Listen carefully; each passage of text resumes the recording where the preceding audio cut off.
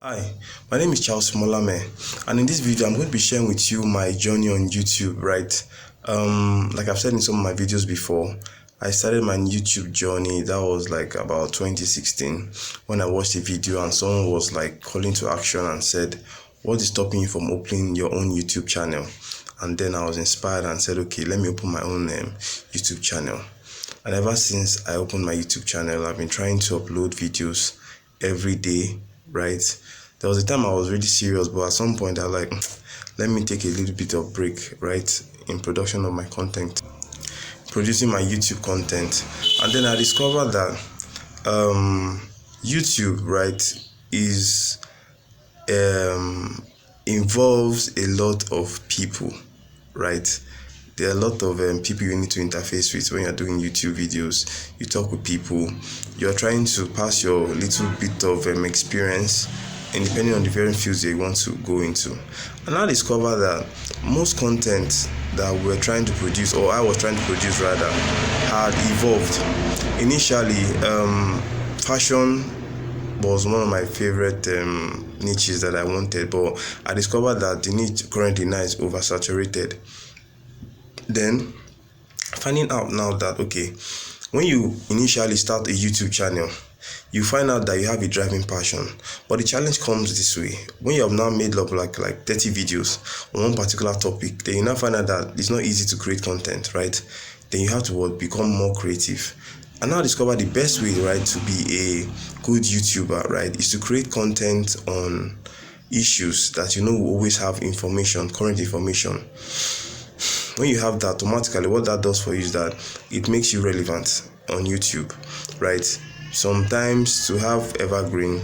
So what I decided to do in my own production of my YouTube channels, I decided to now begin to produce random interesting content, right? Yeah, because what happens is that you can never ever predict what will happen, but you can go back to the 90s, the 80s, the 60s, right, and pick out videos that you know that will identify with a particular sect. Once you're able to get those videos, automatically what that does for you is that it helps you to engage, right, with a particular audience. Now the algorithm is not just a machine. The algorithm, right, involves people. The algorithm tries to look at what you like and produce more of that content for you. So when you stop looking at the algorithm as a machine and rather looking at it as audience, producing interesting content that people want to watch, what that does for you is that it helps you understand the people you are relating to, right? And then they'll be able to understand you better. People like to identify with your experiences, identify with your stories on YouTube. Most times people just look like probably, we all become digital now. Almost of our interactions, our engagements are now digitalized, right? We're looking for ways now to begin to break those barriers, right? All those so-called world being a global village, that was in the early Y2K. We're looking at making the world a global village. I believe by the use of YouTube now, the world is gradually getting to that phase where there are no much barriers in trying to meet with people anymore. You can easily access people as you want to access them. You could have people's numbers, you could even have their email address, their Gmail address, even as you could as their YouTube channel. Now, these are part of the experiences on my journey on YouTube. Another thing I discovered on YouTube is that people, right, begin to, some give false information about what they really are, and later on people begin to find out and then they begin to lose traction on YouTube. I just believe for one that if I know that I'm good at something, I should be as much as sincere as possible, right, to relay whatever information I'm trying to project. Currently, I've been trying to upload videos, trying to look for various ways, trying to understand my audience, right? I'm now currently at about 460 something subscribers. I intend to get a 1,000 subscribers before the end of this year. I don't know how I'm going to do it though, but I know definitely I'll get to that goal by the grace of God, right? We should always put God first in everything that we do. And I believe sometimes everyone in life has their various experiences, right, on what they are supposed to learn.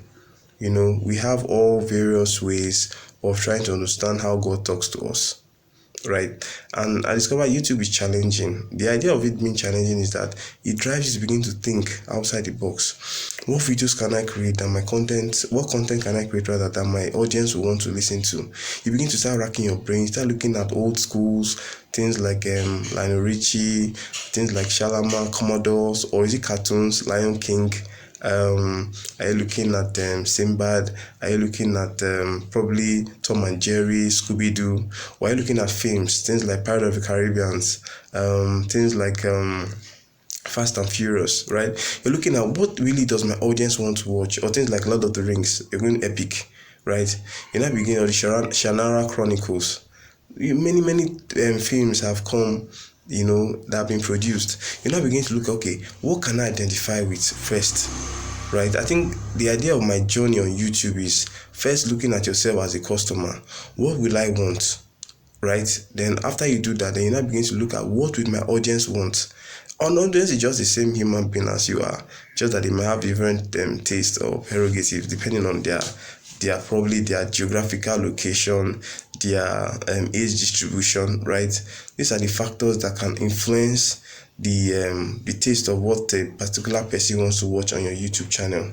So I believe to a large extent producing content on YouTube is something that we should take close attention to. And the funniest thing about it, right, most times in life is when you're not really maybe like aggressive about things come to you. You look at scenarios where you put in more effort, but yet you're not getting the kind of result you want. Then you now try and say, okay, let me just do it for the fun of it. And then you begin to see the result you're looking for. So sometimes you might put in your best in trying to produce content, right? But I believe sometimes persistence is the journey, right? In way we are supposed to, grow and progress and the rest. So I believe to a large extent, talking about my journey on YouTube has also helped me in various ways. One, it has already given me a lot of confidence, right? Confidence in front of the camera, confidence in my relationship with people.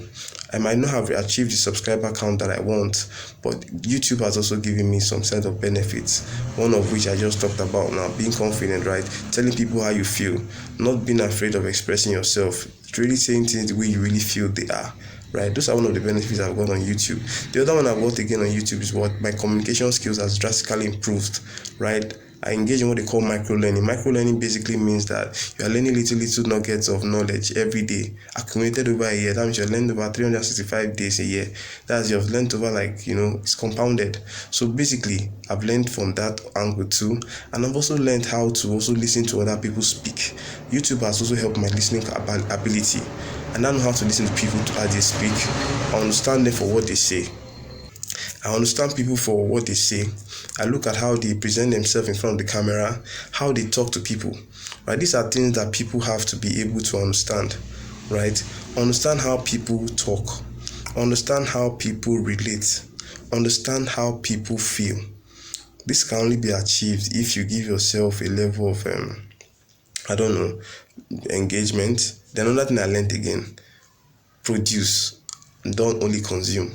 Now, you might get trapped in the fact of trying to just consume content, but you get to a certain point when you have consumed enough content, you now need to produce content. What that basically means is that you are now learned how to be able to produce content for people, right? So that people can also watch what you are doing. Now, if I've observed all this information that I've listened to many YouTubers, people like Mr. Beast, PewDiePie, and shout out to Aaron Marino, shout out to How to Beast, shout out to Jose Zuniga, shout out to Afis Bayoku. Many of these YouTubers have inspired me by producing content that also shaping my philosophies, right? You look like you might not agree with what everybody says. Listen to what they say, extract those things that are useful, and then discard those things that are not useful. There's no need to criticize. If you know that this thing is not going to affect any other person, take what is valuable and discard what you don't need. That's all I believe. Because why? We are now beginning to learn how to listen to many people. So that has also helped me to my listening ability. I've been able to know how to listen because of why I've listened to people. And once you listen, what do? You produce. You don't just listen alone. Everything I've learned on YouTube, my journey on YouTube, has been a process. Yes, it has been a process. I'll also employ you, if you haven't opened a YouTube channel, what's stopping you? Nothing's stopping you.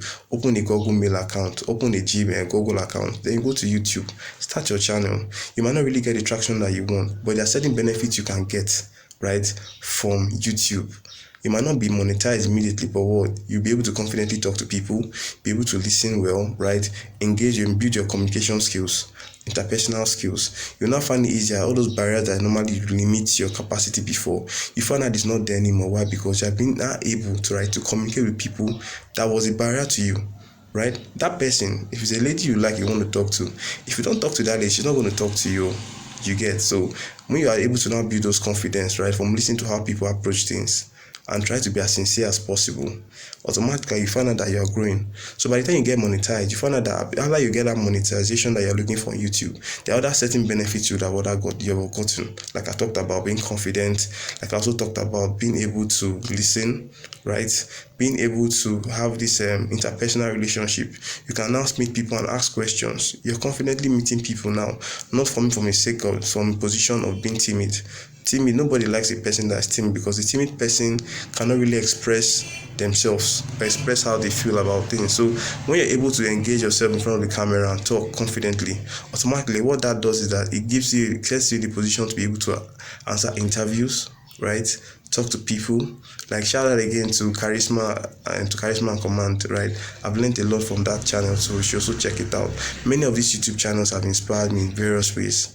So I would like to tell you this. I would like to round up this video with a quote from Benjamin Franklin. And he said, "Be at war with your vices, at peace with your neighbors, and let every new year find you a better man." If you like the video, please don't forget to like and subscribe. I'm trying to reach 1,000 subscribers. Please subscribe and make that change for me. Thank you, and have a great day. Cheers.